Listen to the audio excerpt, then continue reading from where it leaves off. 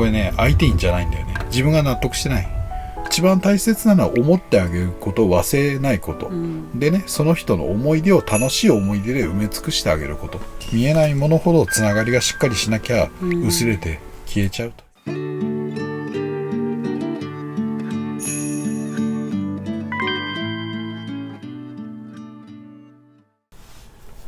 皆さんこんにちは。なんで笑うの？なんかデパートのアナウンスみたいに聞こえた。こんにちは。久しぶりじゃない？ちゃんと言えと。なのに笑いやがって。はい。あやさきラジオのお時間です。よろしくお願いします。よろしくお願いします。今思い出したんだけどさ、なんか今日声ちょっと低いやん。なんか知らんけど、なんか声低い理由とかさ、なんかあったやん。この間喋っとった時。あったね。その話しよう。ねこれじゃないの？これだよ。これじゃないの？ちょっと雑談なの？声の低い理由って結局甲高い声ってその遠くまで響くとかそういう理由もあるんだけど、哺乳類とかね、そういう系の進化の過程、なんかこれ進化の過程の話になっちゃうんだけど、まあその一部でやっぱ甲高い声、細い声でちょっと弱々しく入ると守りたくなる本能が出る。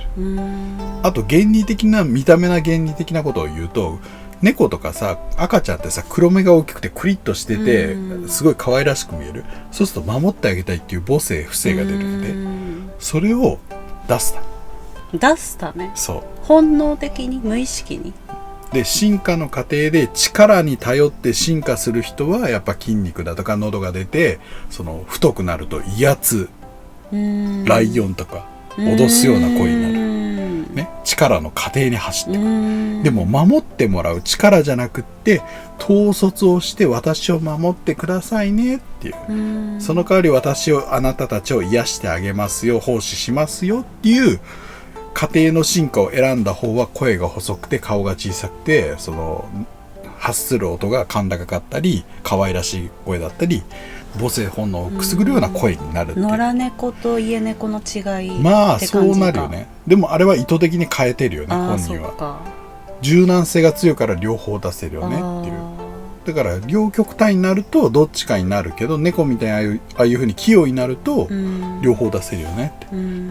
威嚇もできる強さを持ってるけど、やっぱ家族には甘い声を出せるっていう。だから訓練すればある程度これはできるんやで。男の人でもさ、すごい可愛らしい声出せる人もいればさ好きな人の前でさ、声が高くなったりさ、電話の時に声が高くなったりさ、それね。女同士でさ食事しとってさ、もうなんかのぶとい声じゃないけどさ、もう普通の声しとんのにさ、ごめんちょっと彼氏から電話だわとか言って、はいそう待ってるとか、今から彼来るってっていうようなちょっと変なこと言わんといてよそんなんやろ。自分が声がもともと低かったから、すごいコンプレックスで、なんでみんなあんな高い声で可愛いんだろうって思ってたの。あやちは強くなんなきゃ生きていけなかったでしょ。だから冷静にって思ってた、だからもうこの声が定着してる、どうやって高くするんだろうって。閉める、喉の軌道を閉める。皆さんこんにちは行き着くと裏声になっていくのかなっていう。でもこれで多分慣れちゃったから、喉細くして歌ったりすると声出なくなるんだって、潰れるよ。そう一番もう楽な姿勢っていうか形で、もう成長しちゃっとるから、それを変えるとやっぱ負担にかかる、だから声が低くて悩んでる方とかもいるかもしれないじゃん、愛知みたいに。どっちがいいかは分かんないんだよ、だって太くてさハスキーボイスが好きな人もいればさ、姉子みたいな声の人もいい、それこそキャピキャピのロリ系が好きな人もいればさ、っていうだから好みもあるしねどうなりたいかっていうのもあるし、まあ前提として自分がどう生きたいかっていうのもあるし、相手にこびるのかっていうのもある、でもそれが生きてく術だったらさ、まあ仕方ないよねっていう、っていう話をしたかった。ラジオだよまあラジオだからいろんな情報をぶち込めばいいんだけど、まあとりあえず 2,3 できればいいかなっていう、サクサクといきますかね。透明なとこないんだ。透明ないよこれだから前のセミナーでいただいたやつでね、全部言えるわけじゃないんで、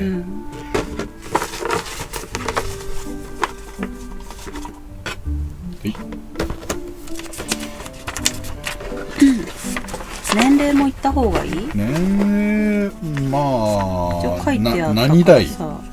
何代にするか。何代で50代女性、はい、つぶあん大好きさん。俺もつぶあん派なんで。チームもつぶあん派です。絶対つぶやで譲らんよこれは俺。絶対やで。いいですか？選べるならつぶ、選べないならまあ仕方ないかな。ちゃんと妥協してあげるの。妥協っていう言い方失礼だけど、まあそういうねものだからそうだよね、仕方ないよねっていう、ね。そのこしあんが合うものもあるっていう。そうそう。でも俺はつぶあん。旦那の実家には20年近く行ってません、はい、旦那のお墓にも絶対に入りたくないです、旦那も旦那の親も知っています。こんな私は旦那の親から恨まれるのでしょうか。いろいろと嫌なことがあったのでよろしくお願いします。もう恨みつらみなんかね、もう人の勝手なエゴなんやて。うちのなんていうの、とこに来てくれたお嫁さん可愛いって、もううちの息子いらんわっていう親もいれば、うちの息子をかっさらった泥棒猫って思う人もいれば、うちに来たならあなたは家政婦みたいなもんだよっていう言い方もあるもんで、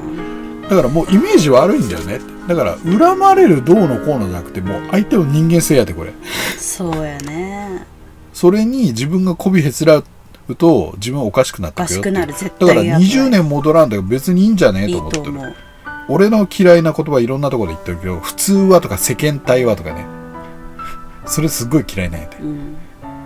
だってそれを決めたのってさ、時の権力者とかさ、土地のその元々の裕福な人たちがそれをセオリーにやってたから、それが定着しとる、それが正しかろうが悪かろうが、ね、ちゃんとした伝統文化ってのはあるよ。一族で続いた伝統文化とか、そういうのは余分なものを削ぎ落としてできた文化とかルールがあるけど、その中に本当に自分たち以外の利害も考えてるっていうのが結構多いんやで、だから全て今のある常識が正しいのかとかね、そういうのは間違いだと思ってる俺は。だからいいんじゃないの。恨むなら勝手に恨んどけばみたいな。勝手に恨めばって、私は私の人生だよって、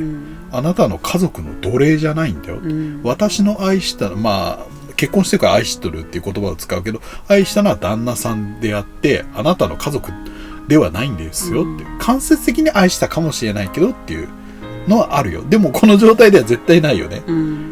だから恨むなら勝手に恨めばって、お墓入りたくないで当然それでいいんじゃないって、地方によってはさ、その一人一個のお墓っていうとこもあるからね、だから一緒に入りたくない、絶対夫婦は一緒のお墓に入んなきゃいけないかとか言われても別にいいんじゃないの、自分のお墓作ってもいいしね、それだったら、別に大きくなくてもいいし。でもその中でしきたりがうざいと、その家系の名前を使うなっていう、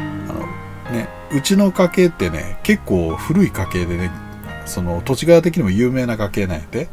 もう何代も何代も続いてさ、でうちのじいさんが結構傲慢なことをやって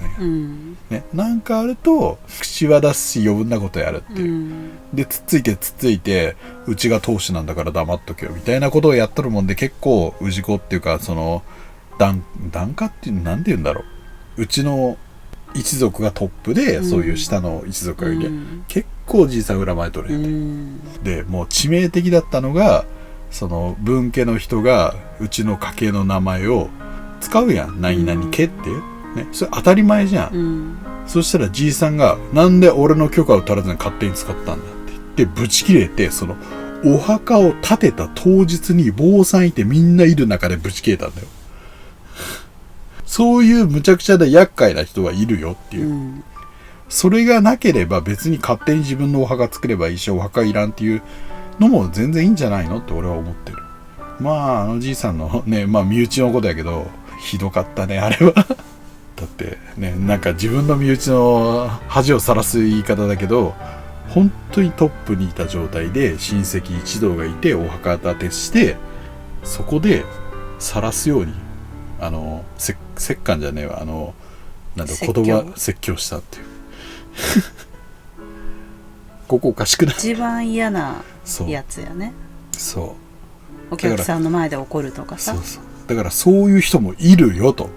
そういう場合はちょっとまた変わってくるかもしれないけど、逃げるか我慢するか、もう本当に我慢して妥協するしかないけど、別に恨むなら勝手に恨めばって言って、下手にそのちょっかいとかさ出したり関わったりすると、うん余計調子こくんやで、うんね、あんたはうちの嫁に来たんだから言うこと聞きなさいよとか言い出しかねない、うん、だからもう放置でいいと思っとるけどね、うん、もう寄りつかんでいいんじゃないのっていいと思う。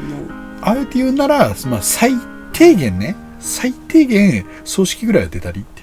まあ、それでないとその周りの一族がまた文句言い出すんやね、関係者のあそこの嫁は葬式ぐらいこうへんって噂流すんやろ。だから葬式ぐらいは出んと後々めんどくさい、俺も出たくないもんそれだったら絶対出たくないけど、自分に降りかかってくるからもう、ね、そうもう後々我慢してそこはねもう涙飲んでね、鼻水すすいながら諦めも肝心です。そうだから勝手に恨むとかそれだったら勝手にすればっていう、もうそれこそ害が出るとかさ警察隊になるんだったらそれなりの処置すればいいだけのことだし、ね、身内だからとかさその親戚だからって言っても限度があるってな感じで、はい、はい、ではうちもさ一族ろくでもないんだよねはい、30代女性、はい、福野真希ちゃん。亡くなった大切な方のことを考えたり近くに感じると突然涙が止まらなくなります。その時はありがとうと仏壇や声に出して伝えていますが、他にもっと相手に真心を伝える手立てがあれば教えてください。これね相手にじゃないんだよね、自分が納得してない、自分がまだ心の整理ができてないだけ。それが悪いことじゃないけど、悪いことじゃないよ、それを乗り越えなきゃいかんっていう。だから相手のことを思って何かをして結果的に自分が乗り越えればいいけど、相手にしたから絶対自分が良くなってその乗り越えれるっていう保証はない。でもこの状態は今までいろんな見てるけど、亡くなった方のことを思い出して涙が出る、行動して何をしたらいいんだろうとかね、それはねやっぱお墓の概念のことも話したんだけど、その宗教的なお話もしたんだけど、心を救うために存在するんだよ、ね、だから思い出して泣くっていうのはもう忘れてないってことは大事なことなんだけど、本人が乗り越えれてないんやで、いつまでも。一番まだ花ちゃんのこと乗り越えれてない、だから思い出すと泣けるでしょ。泣ける。そうするとあの時ああしてあげればよかった、こうしてあげればよかったとかさ、最大のことはやったけど、そうやったけど結局後からまた思い出すやろ、だからその寂しさをよりいい思い出をたくさん増やしてね、記憶の中でそれが悲しみより超えれば、それは自分の中で確認できたとか整理できたっていうことになるもん、やってあげれるっていうのはねなかなか難しい、その世とかそのシステム的な問題のことの現実的なお話をする、まあ現実とね世ってなんか俺にとっては現実だからあれだけどごっちゃになるかもしれないんだけど、でも現実的なことを言うとひどいからな、これ言葉ちょっと選びにくいから言うんだけど、人ができることってたかが知れてるんやと、どうしても、だからやっぱね一番大切なのは思ってあげることを忘れないこと、でねその人の思い出を楽しい思い出で埋め尽くしてあげること、これが一番俺はいいと思っとる。だって亡くなった後にさ泣きじゃくった顔を見せられるとさ心配になるよ、亡くなった方も。でいざ戻ってきた時にそんな顔ばっか見とったらさ、もう心配でしゃあないじゃん。どっかでも言っとるけどやっぱ笑顔でいるとちょっとホッとするんやで、心配事があっても笑っていられる時間が増えたんだって思って、そうすると素直にいけるっていう。まあ話はそれるけどそれで説教したこともあるしねっていう、復習考えたことってことで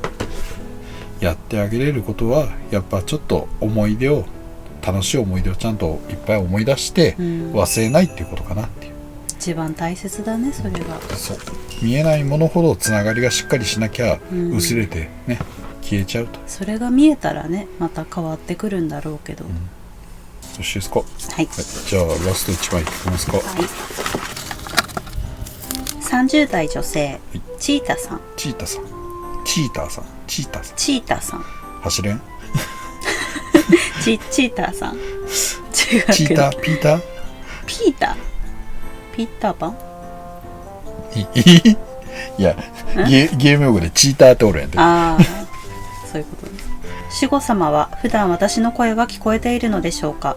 守護様は危ない時に助けてくれたりする時、肉体がない分やはり素早く動けますか？光のような速さなのかな？よろしくお願いします。まあ声は聞こえとるよね。光の速さっつっても通じないね。でも無理やろそんな。その肉体があった時と比べてどう思うのか？初めの頃は変わらないって。でもそのだんだんと体の感覚がなくなっていくっていうか、重さをなくなっていくっていうか、でその光の速さっていうのは分からないけど、素早く動けるかっていうことを言ったら、気持ち的には気持ち的にはねだからそんな超人的なそのスピードで走れるかとか飛べるかっていうのは、ちょっと無理っぽいかなっていう。人間だとさ歩くじゃんか、歩く限度があるじゃん。走ってもさ限度があるけど、守護さんだったらどっか遠く行っとってシュッて戻ってくる感じってのは、その走ってる感覚に近いのか、こう動いてるじゃん、わかんないけど、まあ俺が見た感じではそれぞれなんだけど、俺死んでっていうか、その幽霊を経験してないから、わからんけど、初めの頃はやっぱ普通に歩くんだって、歩く感覚なんだって。でも歩いてたらなぜか浮いてたとか。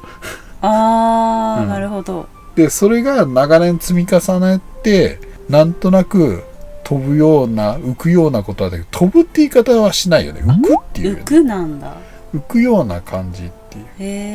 う。浮いてるけど、じゃああんまり肉体があった時とあんま変わんないってこと？感覚的には。高さの恐怖は初めあったとか言ったとか。そうなんだ、だからもう慣れって言っとるよね。経験し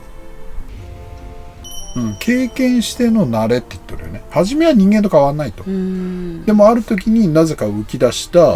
でなんか空歩けるわって下見たらビビって、うわーってなるとかでジャンプして、ジャンプっていうか今飛んでって言うけどね、ジャンプって言葉が通じなかったから、飛ぶとなんか降りるのがストンじゃなくて、なんかふわーっと落ちる感じっ